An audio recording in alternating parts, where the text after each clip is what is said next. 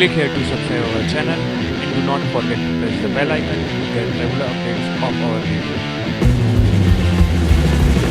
Hello friends, good evening to all of you. I am back with another video on Sociology option subject for UPSC CSE mains examinations. So before moving further, I would like to tell you that now you can download these slides from the link given in the description below. So in this video, we are going to cover the types of religious practices, that is Animism, Monism, Pluralism, Sect, Cult under the religion and society.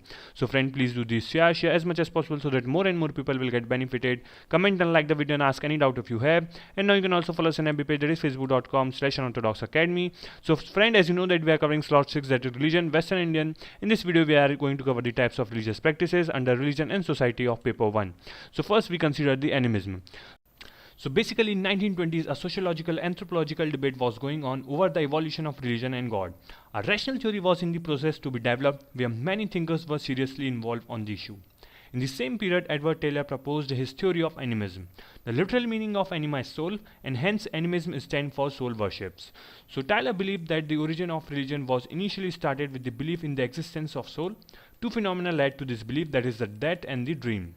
The primitive people believed that after death, the ancestors come in their dreams, which led to the belief that even after the death, the soul of ancestors keeps in touch with the near and dears. And if we do good, the soul feels the pleasure and sends their blessing, and in the case of wrongdoings, they feel hurt and we get punishment. So hence the primitive people started some initiation ceremonies and worship to the departed soul, which became a form of religion of the primitive people. Along with the death and dreams, shadow, thunder, flood, famines were some of the phenomena which further strengthened their belief in the existence of soul. So Taylor believed that the soul worshipping is a primary form of religion which emerged during the primitive time but continued even after the emergence of knowledge and logic. So Taylor views that the all primitive religion were basically soul worship. Hinduism is one of that which believes that the ancestors keep in touch with the family and hence they follow Pitr Paksh and observe mourning during that period and also offer rice bowl, that is Pindadan, during that period.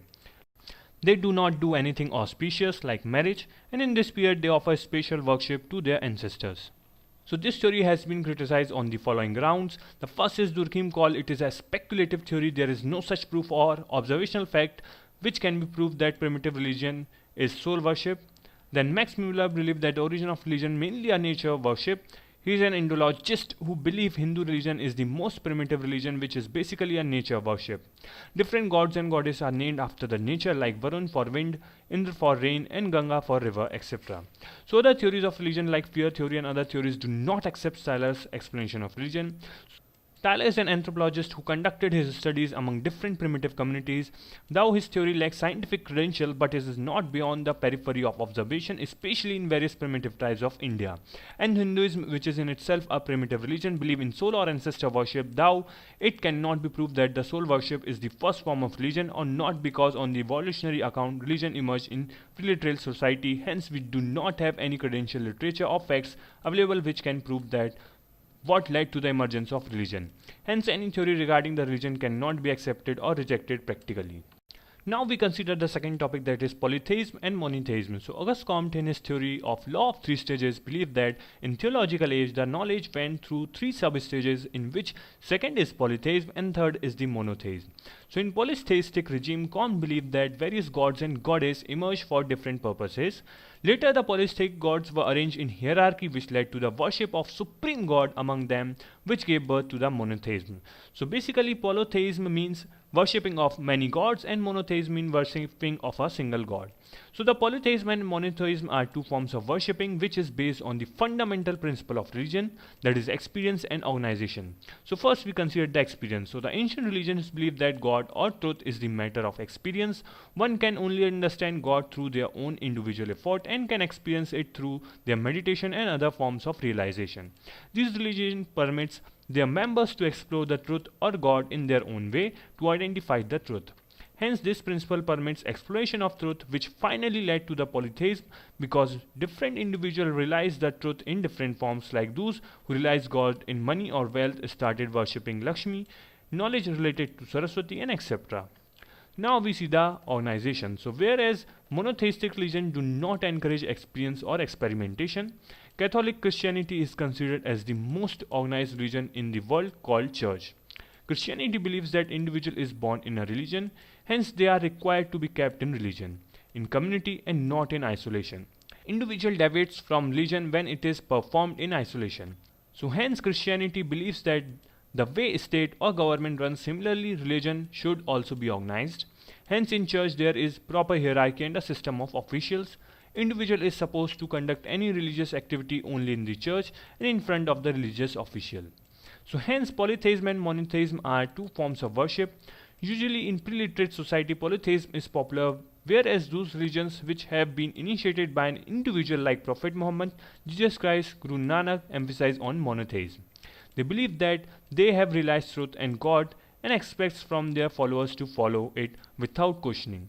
Hence the concept of one God still exists in those religions. Now we see the third topic, that is the sect and cult. So basically sect and cult are the two aspects of religious belief. As religion moves on over the period, a debate it starts over its explanation, so as different interpretation of the same philosophy comes up, and it leads to the development of two separate practices, ideas, rituals and customs, which is called as sect. It is like a subculture. It is the part of religion yet separate in terms of beliefs and practices. For example, if we consider Christianity, it has four sects, that is Catholic, Protestant, Baptist, Methodist. In Islam we have Shia and Sunni. In Hinduism we have Shaivites who worship Shiva, Shaktites who worship Shakti, and who worship Vishnu were Vaishnavites. So whereas cult is like a contra-culture which is independent to the religion. It is usually developed around an individual or idea, and the follower starts worshipping the ideas and personality of the propagator. It is a personal worship. Usually cult does not belong to any religion, hence it is free for any individual to join no matter or irrespective of the religious faith. They are mysterious in their worshipping, hence largely rejected by society. The membership of cults are discouraged. Sufism, Osho, ISKCON, Art of Living, etc. are the example of it, and there are numerous cults existing worldwide. The start of cult always takes place within the understanding and interpretation of an individual, and if it is rejected by the religion, it remains a cult. But sometimes cult in itself becomes religion when accepted by larger society. Buddhism, Jainism, Sikhism were cults initially, but later became religion. So when they become religion, they also divided into sects. For example, Buddhism is divided into Hinayan and Mahayana. Jainism is divided into Shwetambar and Digambar. So thank you guys for listening and watching this video. Thank you.